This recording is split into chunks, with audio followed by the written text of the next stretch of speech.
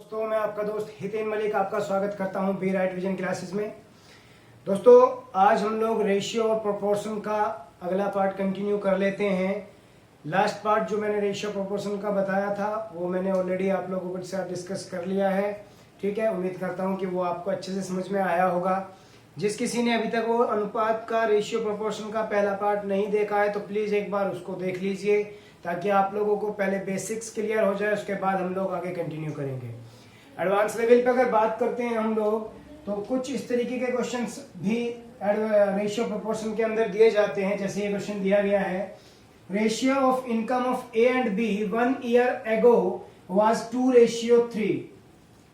Ratio of income of A and B last year and present year is 3:2 and 3:4 respectively.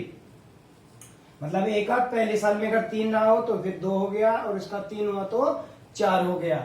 Total income of A and B today is ₹8,000 rupees. Find out the present income of A and present income of B. आपको अलग अलग बताना है। हिंदी में एक बार पढ़ देते हैं। एक वर्ष पहले ए तथा बी की आय का अनुपात 2:3 था। ए तथा बी की अंतिम वर्ष व इस वर्ष की आयु का अनुपात क्रम से 3:2 व 3:4 है। यदि इस वर्ष दोनों की आय कुल 8,000 रुपए हो तो बताइए ए और बी की अलग अलग आय क्या होगी। दोस्तों इस क्वेश्चन को दूसरे तरीके से ये भी पूछा जा सकता है, कहा जा सकता है सेम क्वेश्चन होगा, बस लैंग्वेज थोड़ी सी चेंज होगी। बात यहाँ पे ये एज इट इज है। बस ये जो है कि लास्ट ईयर और प्रेजेंट ईयर का ना देके वो ये कहता है कि लास्ट ईयर से प्रेजेंट का इंक्रीमेंट और फिर भी रेशियो देता है। बस वो वहां पे जो इंक्रीमेंट देता है वो सिर्फ इस लाइन को चेंज करके दूसरे टाइप का क्वेश्चन बनाने की कोशिश करता है, लेकिन दोनों के सॉल्यूशन सेम होंगे, दोनों के अप्रोच सेम होगी। क्या अप्रोच है हम लोगों को वो देखनी है, उसको देख लेते हैं एक बार। हम लोग पहले ये देख लेते हैं हम लोगों को दिया हुआ क्या है। दिया है कि जो लास्ट ईयर इनकी इनकम का रेशियो था वो ये था, इनकम रेशियो लास्ट ईयर। ठीक है, चलिए मान लेते हैं आगे। रेशियो इनके लास्ट ईयर और प्रेजेंट ईयर का कुछ इस तरीके से है कि ए की अगर लास्ट ईयर में 3 रुपए सैलरी हो तो प्रेजेंट ईयर में 2 रुपए हो जाएगी। मतलब यहां पे आया है डिक्रीमेंट। इंक्रीमेंट भी आ सकता था। जो मैंने दूसरे टाइप के क्वेश्चन की बात कर रहा हूं तो उसकी अप्रोच भी साथ साथ हम लोग लेके चलेंगे। ठीक, बी 3 से कितना हुआ है, 4 हुआ है। ठीक, चलिए इसको कैसे सोल्व करेंगे उसको देख लेते हैं। ए के लिए देखते हैं पहले, है ना। लास्ट ईयर ए 3 था और उसे मिल कितना रहा था, 2। लास्ट ईयर ए कितना था, 3, उसे मिल कितना रहा था, 2। प्रेजेंट ईयर में ए कितना है, 2, तो अब उसे कितना मिलेगा, 2 × 2/3 दैट मीन्स 4/3। तो प्रेजेंट ईयर में ए को कितना मिलेगा, 4/3 मिलेगा। अब सेम बात कर लेते हैं बी के लिए।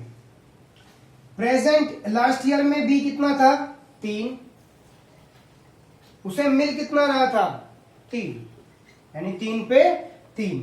अब कितना है, 4, तो उसे कितना मिलेगा, 3 × 4/3 दैट मीन्स 4।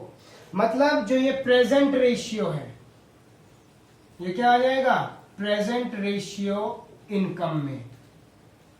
इनकम में प्रेजेंट रेशियो आ जाएगा। कितना आया है ए और बी के बीच में, 4/3 और 4। इसका मतलब है ए और बी के बीच में जो इनकम का रेशियो आ गया वो कितना आ गया, 1:3 का आ गया। कहां पे, प्रेजेंट में। अब दोस्तों एक यहां से मैं थोड़ा सा इसको रफ कर देता हूं ताकि आगे का कोई पोर्शन समझा सकूं। अब कहा है ए रेशियो बी यानी 1:3। प्रेजेंट में दोनों की इनकम कितनी है, 8,000, रेशियो हो गया 4। 3 से मल्टीप्लाई कर देंगे तो कितना आ जाएगा भाई, 6,000 रुपए। और ये किसकी इनकम होगी, बी की। बचे हुए 2,000 किसकी हो जाएगी, ए की। तो ये दोनों के दोनों कॉन्सेप्ट हम लोगों के यहां से क्लियर हो गए। तो उम्मीद करता हूं कि ये क्वेश्चन और इसके तरीके का जो दूसरा क्वेश्चन इंक्रीमेंट के लिए या डिक्रीमेंट के लिए पूछता है वो भी आपको क्लियर हो गया होगा। आगे बढ़ते हैं नए कॉन्सेप्ट। नेक्स्ट आय का जो क्वेश्चन पूछा जाता है, इनकम का जो क्वेश्चन पूछा जाता है, उस पर एक बार देख लेते हैं हम लोग। कुछ इस तरीके का क्वेश्चन आता है कई बार कि ratio of expenditure of A B C is 4:3:6 and their savings are 20%, 40% and 70%. Total income of A, B, C altogether is rupees 18,000. Find out the income of A, B, C separately. A, B तथा C का खर्च का अनुपात 4:3:6 है। उनकी बचत क्रमशः 20%, 40% और 70% है। यदि तीनों की कुल आय 18,000 रुपये हो तो आपको बताना है कि तीनों अलग अलग कितना कमाते हैं। तो उम्मीद करता हूं कि ये कॉन्सेप्ट आपको समझ में आ गया होगा, किस तरीके से इसके हम लोगों को देखना है कि क्या क्वेश्चन में पूछा गया है। कई बार रेशियोज में दे देता है परसेंटेज की जगह पे, तो वो भी बात सही है, यहाँ पे भी निकाल सकते हैं। 2, 4, 7 बात वही आ गई। कई बार इनकम देता है, सेविंग्स पूछ लेता है। इनकम सेविंग्स देता है तो एक्सपेंडिचर पूछ लेता है, डिपेंड करता है वो, लेकिन क्वेश्चन करने का जो तरीका होगा वो सेम होगा। कैसे करेंगे उसको देखते हैं दोस्तों। एक्सपेंडिचर का रेशियो दिया हुआ है, सेविंग्स दी हुई है, एक तरफ कर लीजिए। परसेंटेज में है, परसेंटेज डाल लीजिए, मर्जी है। मैं मानता हूं कि इनकम जो है वो 100% है और सेविंग्स कितनी है मेरे पास, ए के लिए 20%, तो एक्सपेंडिचर कितना हो जाएगा 80। एक्सपेंडिचर कितना हो जाएगा 80 एक्सपेंडिचर पे है 4, तो 20 पे कितना बन जाएगा मेरा, वो आप वहां से निकाल लीजिए 1। ठीक, चलिए आगे। बी के लिए इनकम वही 100%, एक्सपेंडिचर और सेविंग। तो जब सेविंग्स देखेंगे कितनी है उसकी 40%, तो एक्सपेंडिचर कितना हो गया उसका 60%। तो 60 पे कितना है 3, 40 पे कितना हो जाएगा 2, 40 पे कितना हो जाएगा 2। सिंपली आप अगर नहीं हो पा रहा है तो इस तरीके से आप मल्टीप्लाई कर लीजिए, कोई प्रॉब्लम नहीं है। 3 × 40 अपॉन में 60, ये लो, हो गया सिंपल। आगे सी के लिए इनकम है 100%, सेविंग्स कितनी है उसकी 70%, और एक्सपेंडिचर कितना है उसका 30%। 30% पे कितना 6, 30% पे कितना 6, तो 70% पे कितना होगा 70 मल्टीप्लाई बाय 6 अपॉन में 30, सीधा सा हो गया 14, क्योंकि डबल जा रहा है। ठीक है, अब बात करते हैं इनकम पे। तो जो इनकम का रेशियो आ जाएगा इनका एबीसी का, वो देखो क्या आएगा। एक्सपेंडिचर किए 4, सेविंग किया 1, तो इनकम हो गई 5 और 20, कट किया तो आया 114, तो टोटल कितना आ गया 6। टोटल इनकम थी 18,000, अपॉन में किया 6, यानी 3,000 रुपीज ईच, और जितना जिसका रेशियो उतना डिस्ट्रीब्यूट कर दो। 3,000, 3,000, 12,000। तो अगर मैं यहां पे देखूं तो मेरे पास में ए की सैलरी आ जाएगी 3,000, बी की भी सैलरी आ जाएगी 3,000, और सी की सैलरी आ जाएगी 12,000, और यही हम लोगों का क्या होगा, आंसर होगा। तो उम्मीद करता हूं कि ये कॉन्सेप्ट भी आपको अच्छे से समझ में आ गया होगा। अगले क्वेश्चन की अगर हम बात करें दोस्तों, तो ये कुछ इस तरीके का लैंड वाटर रेशियो दिया जाता है अर्थ के ऊपर। ये कई बार क्वेश्चन पूछा जा चुका है। A ratio of land and water on earth is 3:2, मतलब अगर 5 टोटल है तो 3 होगा उसमें क्या लैंड और 2 होगा उसमें वाटर, कुछ इस तरीके से। नॉर्दर्न हेमिस्फीयर में 2:1 का रेशियो है लैंड वाटर का। आपको बताना है कि सदर्न हेमिस्फीयर में कितना होगा। ठीक है, चलिए। कहा है कि पृथ्वी पर भूमि तथा पानी का अनुपात 3:2 है। यदि उत्तरी गोलार्ध में भूमि तथा पानी का अनुपात 2:1 हो तो दक्षिणी गोलार्ध में अनुपात कितना होगा, इस पे हम लोग बात कर लेते हैं। देखते हैं इसकी क्या अप्रोच रहेगी। देखते हैं दोस्तों क्या अप्रोच हम लोगों की होनी चाहिए। ये हो गई मेरी अर्थ, ये हुआ मेरा नॉर्दर्न हेमिस्फीयर, और ये हुआ मेरा सदर्न हेमिस्फीयर, मतलब उत्तरी गोलार्ध और दक्षिणी गोलार्ध। टोटल जो दिया हुआ है वो दिया हुआ है 3:2 लैंड और वाटर, अर्थ के ऊपर, यहां लिख देते हैं हम लोग अर्थ के ऊपर, अर्थ मतलब टोटल। नॉर्दर्न हेमिस्फीयर में जो दिया है वो दिया हुआ है 2:1। ठीक है, चलिए पहली बात तो इसे इक्वल करेंगे, ये 3 और 2 5 है और ये 2 और 1 3 है। ठीक है, तो पहली बात तो यही रहेगी, हम इसे क्या करेंगे, इक्वल करेंगे। यहाँ पे 3 का मल्टीप्लाई करेंगे और यहाँ पे 5 का मल्टीप्लाई करेंगे। ठीक है, तो ये हो जाएगा 3 3 और 9 और ये हो जाएगा 6। यहाँ पे करेंगे तो कितना हो जाएगा 10 और ये हो जाएगा 5। अब आगे की क्या अप्रोच होगी उसको एक बार देख लेते हैं हम लोग। ठीक है, चलिए आगे की अप्रोच देखते हैं हम लोग। आगे की अप्रोच क्या होगी उसको देख लेते हैं दोस्तों, है ना।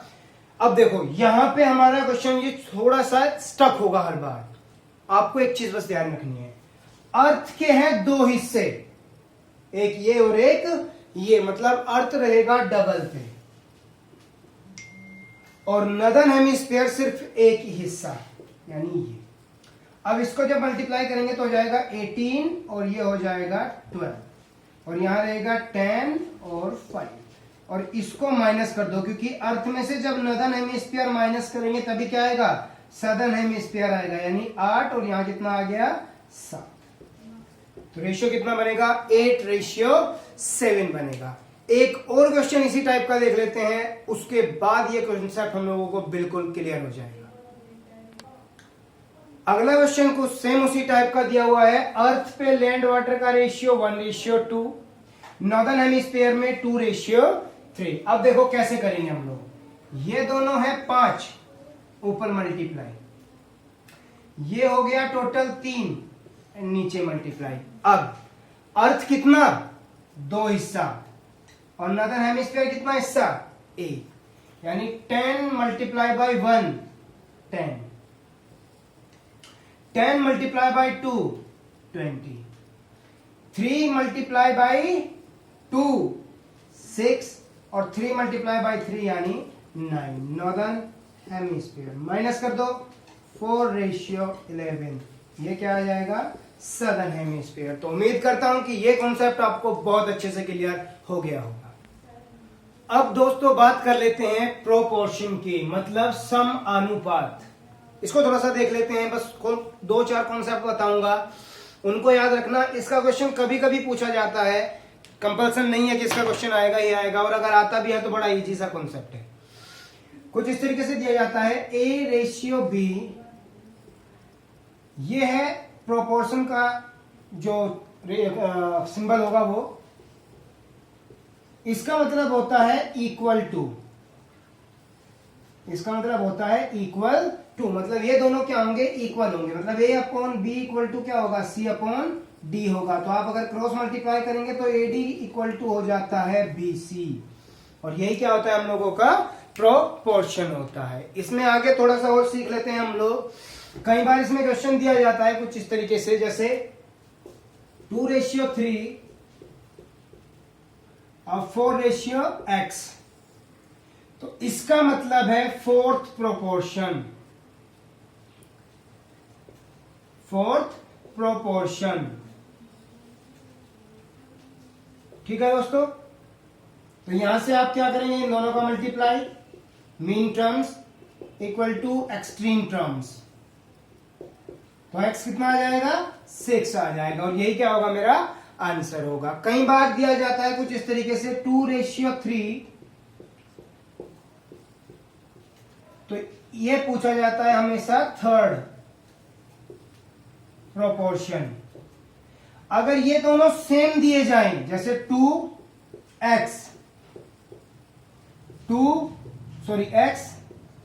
3, ये इसको बोला जाता है मीन प्रोपोर्शन, और निकालने के लिए हमेशा मीन मल्टीप्लाई बाय एक्सट्रीम्स ही होगा।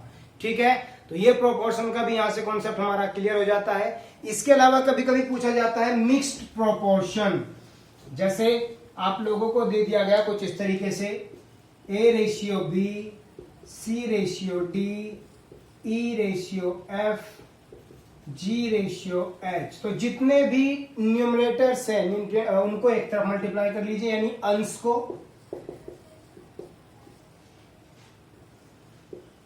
और जितने भी डिनोमिनेटर्स हैं उन्हें अपॉन में मल्टीप्लाई कर दीजिए, मतलब नीचे। ठीक है, और जो भी आपका आंसर बनेगा वो आपका होगा मिक्स्ड प्रोपोर्शन।